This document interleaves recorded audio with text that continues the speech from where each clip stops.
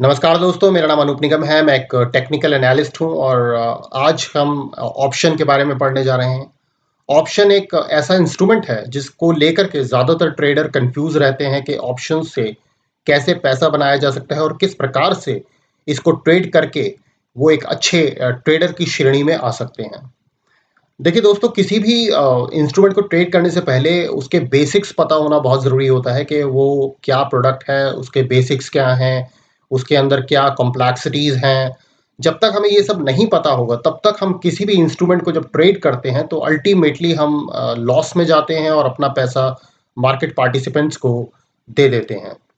इसीलिए इन सब चीज़ों को कंसिडर करते हुए मैंने एक ऑप्शन सीरीज़ बनाने का विचार किया है, ताकि जो मेरे ट्रेडर भाई हैं, उनको इस सीरीज़ के द्वारा लाभ पहुँचे और वो समझ सकें कि ऑप्शंस होते क्या हैं, उनके बेसिक्स क्या होते हैं और किस प्रकार से ऑप्शंस को ट्रेड करना चाहिए। तो इस सीरीज़ के द्वारा मैं आपको बिल्कुल ए टू ज़ेड लेके जाऊँगा और आपको छोटी से छोटी, बेसिक से बेसिक ऑप्शंस की जो बातें होती हैं, वो बताने की कोशिश करूँगा अपने वीडियोज़ के माध्यम से।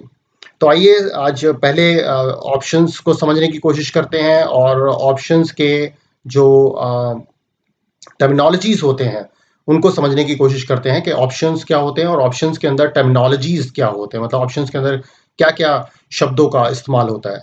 तो सबसे पहले हम समझने की कोशिश करते हैं कि ऑप्शन क्या होता है। ऑप्शन बेसिकली कुछ नहीं है, ऑप्शन क्या है, एक कॉन्ट्रैक्ट होता है, एक बायर और एक सेलर के बीच में एक पर्टिकुलर प्राइस के ऊपर। ऑप्शन का जो स्ट्रक्चर होता है वो इस प्रकार से होता है कि ऑप्शन के दो स्तंभ होते हैं, एक होता है कॉल और दूसरा होता है पुट। कॉल और पुट, ये दोनों स्तंभ जो होते हैं, इनको आप बाय भी कर सकते हैं और सेल भी कर सकते हैं। इसके अलावा जो ऑप्शंस के अंदर आपको जानने वाली टर्मिनोलॉजी है, आपको पता होना चाहिए कि इंडेक्स ऑप्शंस क्या होते हैं। इंडेक्स ऑप्शंस का मतलब होता है जैसे निफ्टी ऑप्शंस हो गए, बैंक निफ्टी ऑप्शंस हो गए।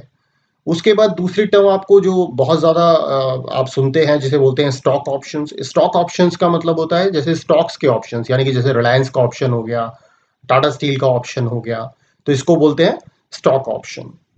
तीसरी टर्मिनोलॉजी है buyer of an option. Buyer of an option का मतलब होता है कि जो कॉल और पुट को बाय करता है, उसको हम बोलते हैं बायर ऑफ एन ऑप्शन। इसके अलावा जो सेलर ऑफ एन ऑप्शन होता है, सेलर ऑफ एन ऑप्शन का मतलब होता है जो कॉल और पुट को सेल करता है, उसको सेलर ऑफ एन ऑप्शन बोलते हैं।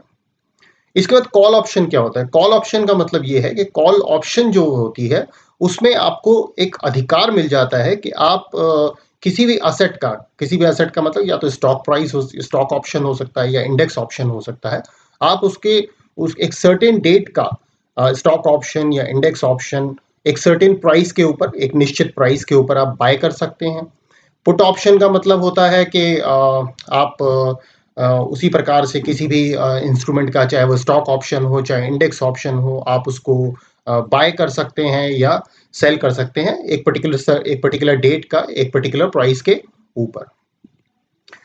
उससे अगला जो टर्मिनोलॉजी होता है वो होता है ऑप्शन प्राइस। ऑप्शन प्राइस का मतलब होता है कि जो बायर है, जब वो ऑप्शन खरीदता है, तो उसके लिए वो जो प्राइस पे करता है, वो प्राइस जो होता है वो सेलर को जाता है। इसको हम प्रीमियम भी बोलते हैं, ऑप्शन प्रीमियम भी बोलते हैं इसको हम। इसके बाद अगला जो पॉइंट होता है वो होता है एक्सपायरेशन डेट। एक्सपायरेशन डेट का मतलब होता है कि जो भी आपने कॉन्ट्रैक्ट बाय किया है या सेल किया है, उसकी एक एक्सपायरी डेट होती है, एक मैच्योरिटी डेट होती है। उस डेट को हम एक्सपायरेशन डेट बोलते हैं, जिसपे आपका जो ऑप्शन होता है वो खत्म हो जाता है। इससे अगला जो टर्मिनोलॉजी है वो है स्ट्राइक प्राइस। स्ट्राइक प्राइस का मतलब होता है कि अभी धीरे-धीरे आप ये चीज़, आपको थोड़ा-सा टेक्निकल चीज़ है, थोड़ा-सा धीरे-धीरे मैं आपको आगे इसको बहुत सरलता के साथ समझाने की कोशिश करूँगा। स्ट्राइक प्राइस का मतलब होता है कि जो ऑप्शंस होते हैं, इसमें काफ़ी स्ट्राइक प्राइसेज़ होते हैं और हम जो है जब भी ऑप्शन बाय करते हैं, तो एक पर्टिकुलर स्ट्राइक प्राइस की ऑप्शन को हम बाय या सेल करते हैं। तो ये आज का जो वीडियो है, इसमें मैंने आपको बिल्कुल बेसिक्स ऑप्शन के बताने की कोशिश की है, आपको समझाने की कोशिश की है कि ऑप्शंस क्या होते हैं, ऑप्शंस के बेसिक्स क्या होते हैं। ऑप्शन में हम किन टर्मिनोलॉजीज़ का इस्तेमाल करते हैं, क्योंकि ज़्यादातर आप टीवी पे टेक्निकल एनालिस्ट को ये शब्दों का इस्तेमाल करते हुए देखते होंगे, जो कि थोड़ा कन्फ्यूज़िंग लगते हैं। लेकिन अब इस वीडियो के माध्यम से आप इन टर्मिनोलॉजीज़ को समझ सकते हैं, जान सकते हैं और अब आपको भी पता है कि ये टर्मिनोलॉजीज़ क्या होती हैं और उनका मतलब क्या होता है। तो दोस्तों अगर आपको ये वीडियो अच्छा लगा हो तो आप इसे लाइक कीजिए, मेरे चैनल को सब्सक्राइब कीजिए और इस वीडियो को ज़्यादा से ज़्यादा लोगों के साथ शेयर कीजिए ताकि ज़्यादातर लोग जो ऑप्शंस में कन्फ्यूज़ रहते हैं, उनको ज्ञान की प्राप्ति हो सके। थैंक यू, धन्यवाद।